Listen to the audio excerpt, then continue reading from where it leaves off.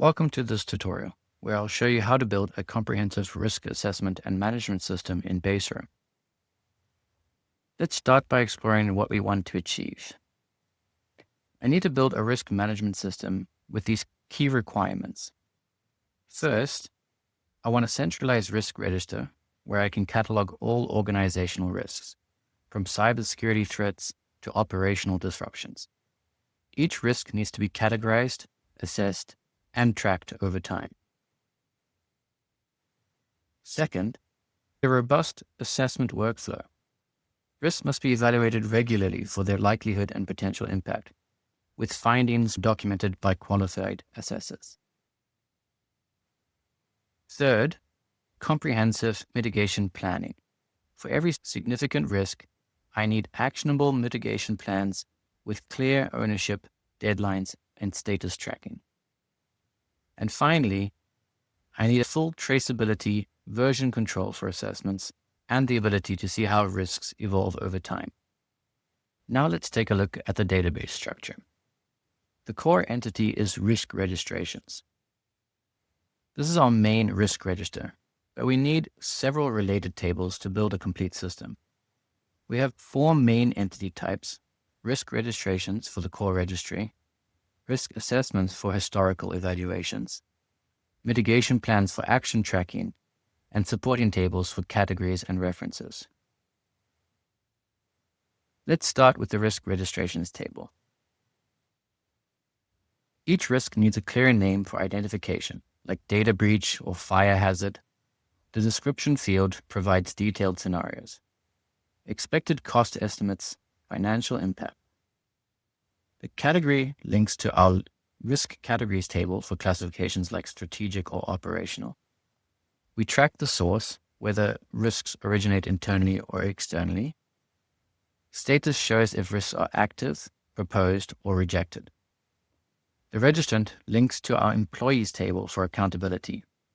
And assessment frequency determines how often each risk should be re-evaluated.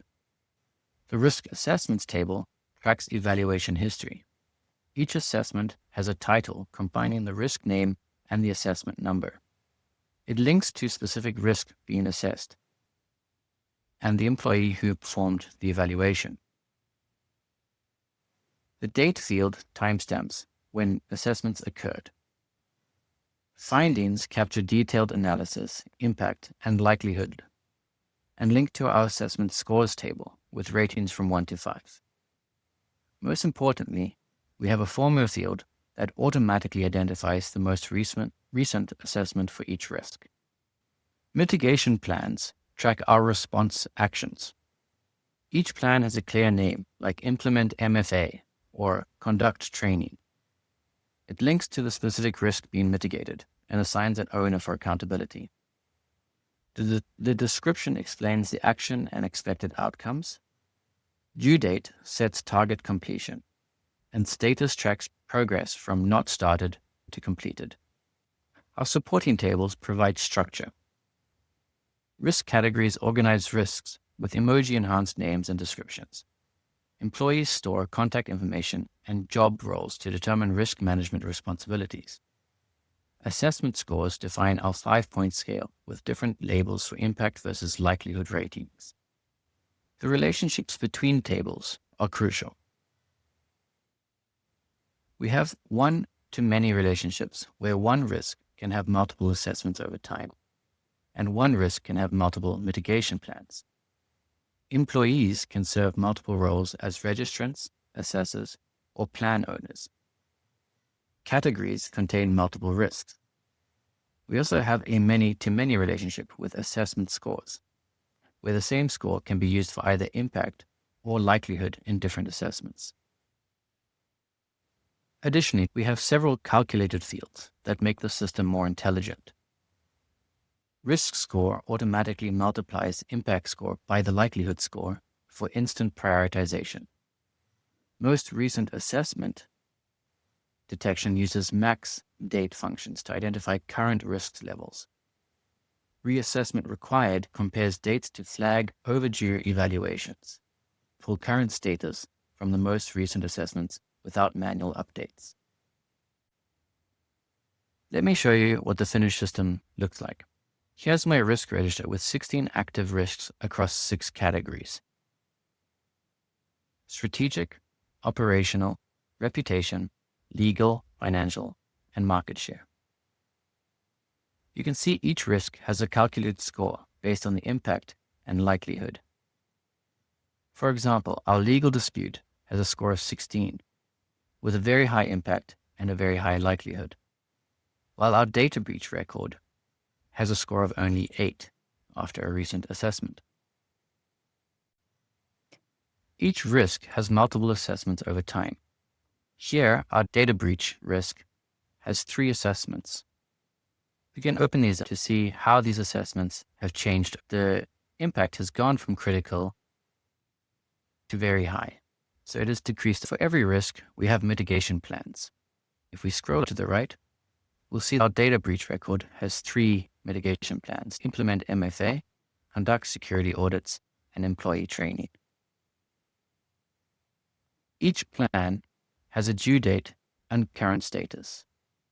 The system uses a 5-point scoring matrix, where risks are scored from 1, very low, to 5, critical, for both impact and likelihood. The overall risk is calculated by multiplying these values. As you can see with this template, there's a lot of additional complexity and tables that we have not gone over in detail yet, but we will do so when we cover how to build this database. Let's begin building out our template. We'll start off by creating a new database. We're going to call this Risk Assessment and Management. We're going to rename our first table to Risk Registrations. We'll then create all our other tables as we defined earlier.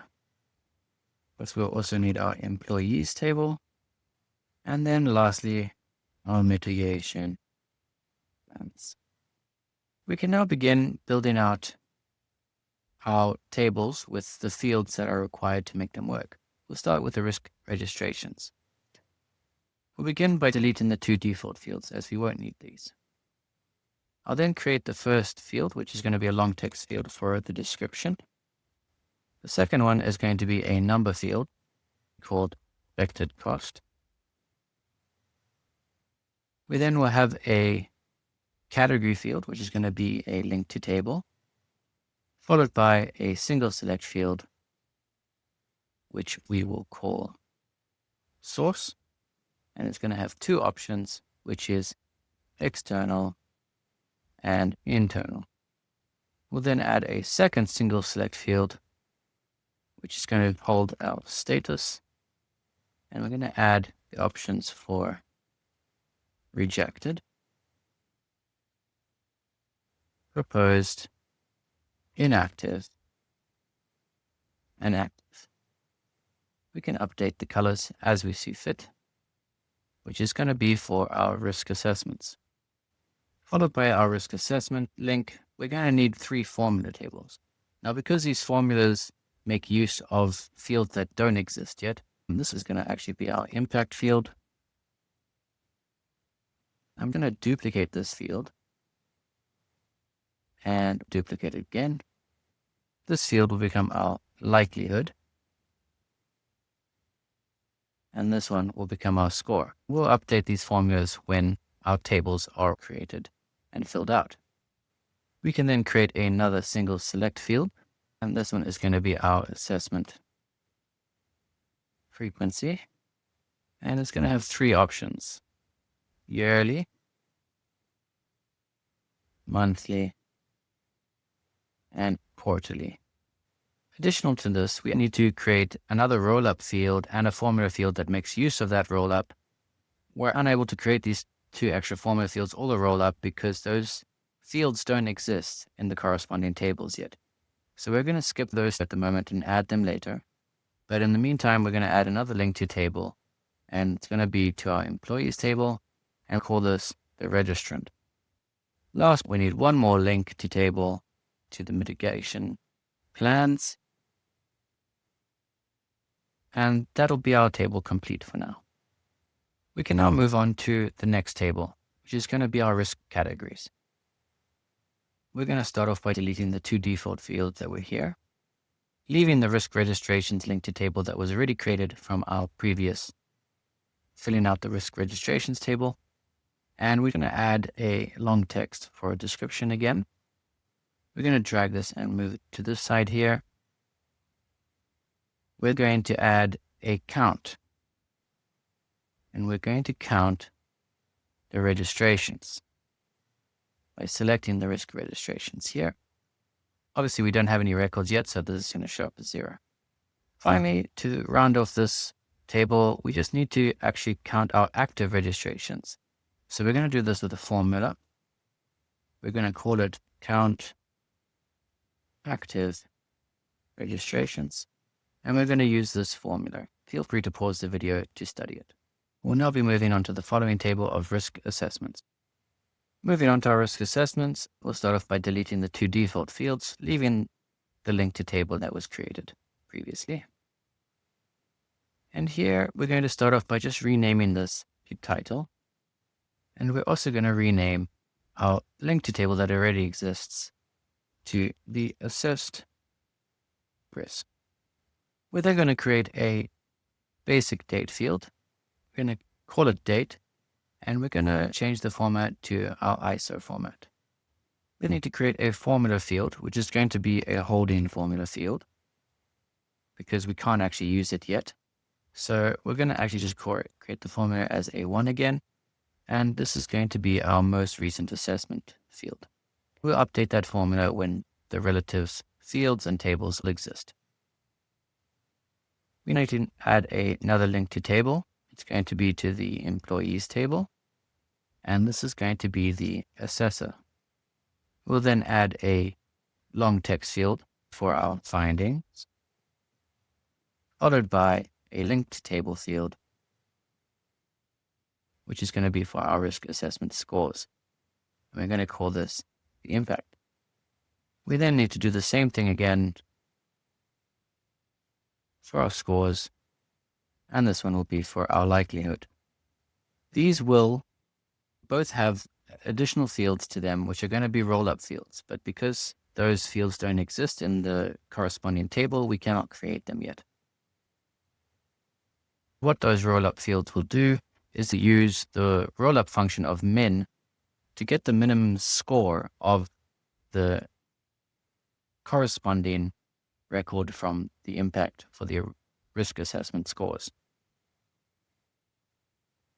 And that concludes the risk assessments table. We'll have to come back to this to finish it off for the roll-up fields. Moving on to the next table, we'll go on to our risk assessment scores. We'll delete the 2 default tables again,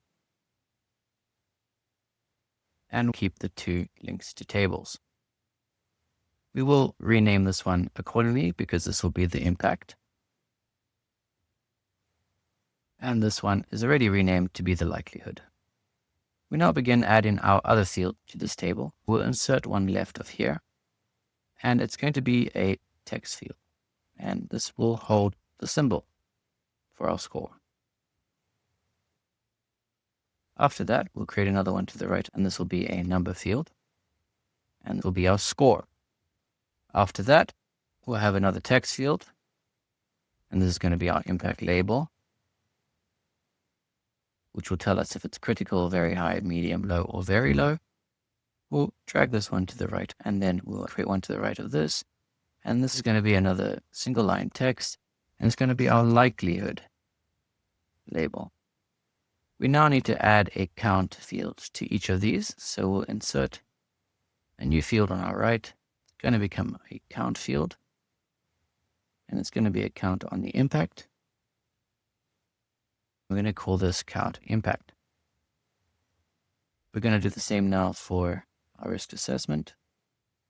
Likelihood, and add a count. Going to be for the likelihood, and we're going to call this count likelihood. And that concludes the risk assessment scores table. We can now begin moving on to our employees table. We'll begin by deleting the 2 default fields and leaving the rest. We'll rename this field to simply registrations. And this field to assessments. We then need to begin adding all our personal details for the fields for our employee data. This is going to include an email address, their password, their phone number, which we'll just rename to simply phone. We'll then need a picture field, which is going to be a file for their picture. We also need a single line text field to identify what their job role is. We then need to add another link to table, which is going to be a link to our mitigation plans. And this is going to be simply called plans. And to finish this off, we're going to add counts to each of these fields. I appear to have done that in the wrong table. I had switched there accidentally. So in our employees tables where we want to add these count fields. So count registrations, another count field for our assessments, another count field for our plans, and that rounds off our employees table. We can now move on to our last table, which is the mitigation plans. We'll delete the 2 default fields, leaving the 2 links to table here. We will rename the first one to be our mitigated risk, and our second one to be the owner.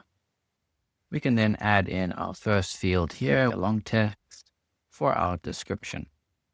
We can then add a new one, a date field, and it's going to be our due date. And we're going to keep it again in our ISO format. And last field is going to be a single select field. And this is going to be our status. And we're going to need 4 different options here. One for in progress, one for ready for review, not started yet, and completed.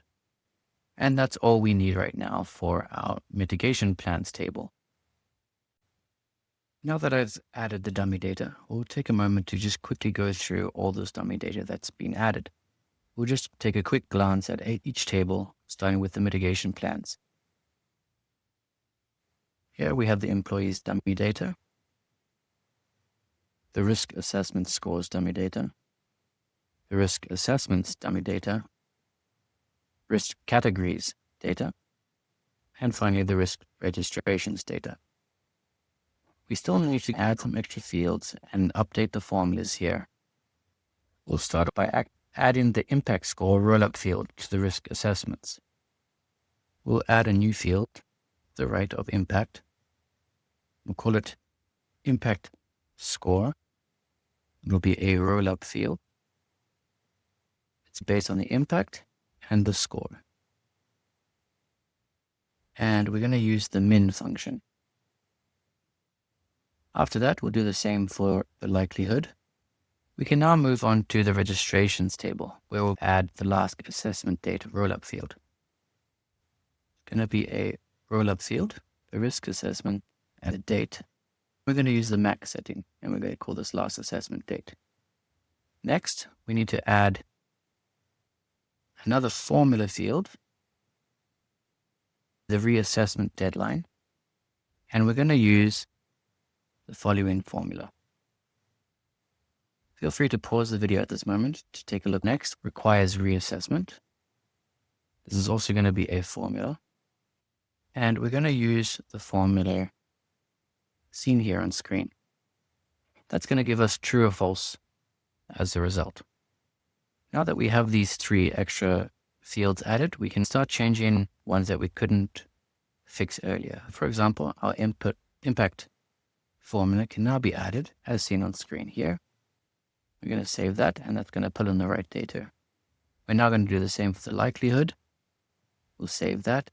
And the score is simply a multiplication of these 2 fields. So we'll update this formula to reflect that.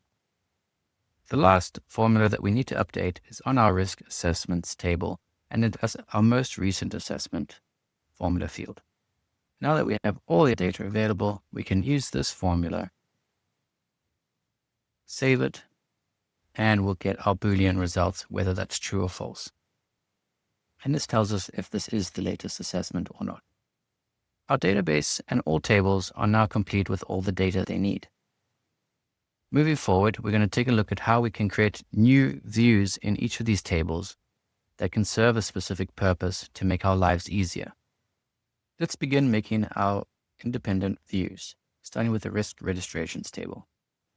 Here, we might want to group items by the risk categories field. We'll create a new view, call it group by categories. And once in this new view, we're going to choose a group by filter, and it's going to be risk categories. We might want to do something similar by creating a new grid view for group by registrants. Similarly, we'll choose the right group by item, and that filter is now applied too. These views obviously don't need to just be used using group by filters, but actual filters themselves. So we can say active registrations,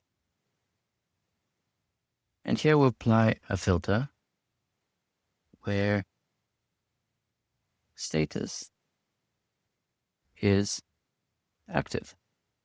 There are many more grid views that we could make, such as active registrations without assessments, registrations with scores less than 10, registrations for internal risks or external risks, and registrations that require reassessment. However, we can also look at the different kinds of views that we can create, such as a Kanban view.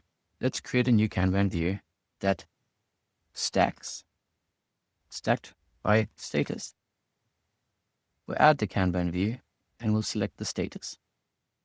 And it's as simple as that. What we might want to do is create a calendar view. If we look at our reassessments formula here, this is using a formula that makes it text, so it would be unusable as a date field. We need to convert this into a date field. We'll do that by inserting a new field to the right. We're going to say this reassessment date. And we're going to use a formula field again here. We're going to use this formula to turn it into a date field. Now, with that in place, we can create a new calendar field, call it reassessment agenda, add the calendar, and we'll choose the reassessment date. Going back to our grid view, we don't want to actually show this as its duplicate data. So if we just go here and say reassessment date, we'll hide that field. Last but not least, what we might want to do is create a new view that adds a form that allows people to submit this form to create new data here. So we'll create a form page. We'll say register new risk. We'll add the form, and now we can start adding our fields. Before we add our fields, we can actually just give the form a title, and we can give it a description. Now we can just add our fields by clicking them on the left. Here we're adding the registrant. We'll add a risk category. Maybe we want this risk category to be beneath it, so we'll just drag and drop it underneath registrant. And maybe we want to rename it to just say category. Now we can add the name field, followed by the description, and the expected cost, the source, the status, and maybe also the assessment frequency. We can then finally define a message to be sent after the form is submitted. We can now share the form by creating a private link and giving this URL to people that we want to register it. You may note that our first one is still just called grid. So we're going to rename that to all registrations. Now that we know how to add views, we can run through every kind of view that we might want to do. I've already mentioned some of the ones that we're missing inside risk registrations, but inside risk assessments, we may want to create some views that are grouping it by risk or grouped by assessor, the most recent assessments, the assessments with the maximum impact, and assessments with maximum likelihood. We might also want to create a calendar view that shows all assessments. Inside our employees table, we might want to create another filter here that would define a view that just shows all employees with registrations, assessments, or plans. On top of that, we might want to create a new view type that we haven't seen before yet, which is our gallery view. So I'm just going to create that now. And we're just going to call it Gallery All Employees. And once we've created that, we now want to apply which field is going to be used to create the cards. So we're going to do the cover, and we're going to select our picture field. Once we find which one our picture field is, we can then choose which kind of information we want to show on these cards, such as the email, phone number, and maybe their job role. Last but not least, we can go to our mitigations table. And here we might want to create some new views to show the mitigation plans grouped by risk, grouped by owner, and maybe the mitigation plans that are beyond the due date. We'll create a calendar to show the mitigation plan's due dates. And finally, we could create a Kanban view that shows all mitigation plans stacked by status. Once you've created all these views, you'll have a fully rounded system that is very specific to tasks that are required in a risk management and assessment scenario. However, there is still some aspects missing to this that we can improve upon, and that is the visual decorations that we can create to show certain aspects of the table and the data inside it. Moving back to our risk registrations table, we'll add some of these decorations through the color menu. Let's begin by adding some colors. Let's start with some background colors, and we're going to do this based off a condition. We'll make it a slightly dark red. Because there's no conditions, all of our rows and records have been highlighted now by this condition. But when we add the condition where risk assessment is empty, we now can see that only ones without risk assessments are being colored.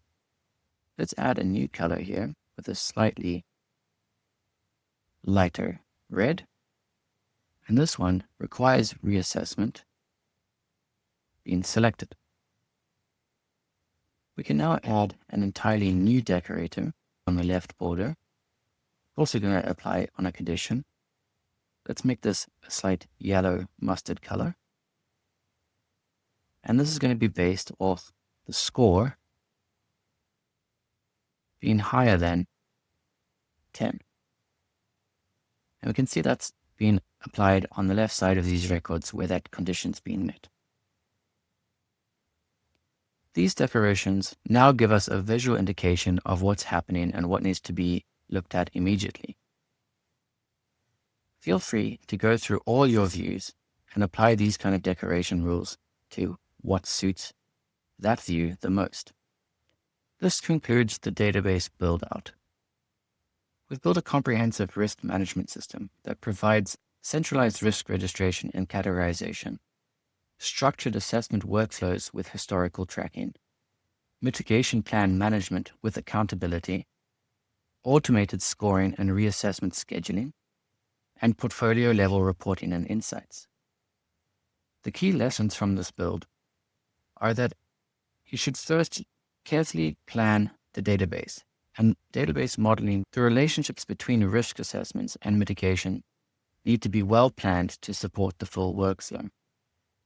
Secondly, formula fields add tremendous value by automating calculations and status tracking. This reduces the manual effort and improves the data quality. A third point is that multiple views of the same data serve different user needs. Creating dashboard views highlights urgent items while detail views provide complete context. This template gives you a solid foundation for enterprise risk management.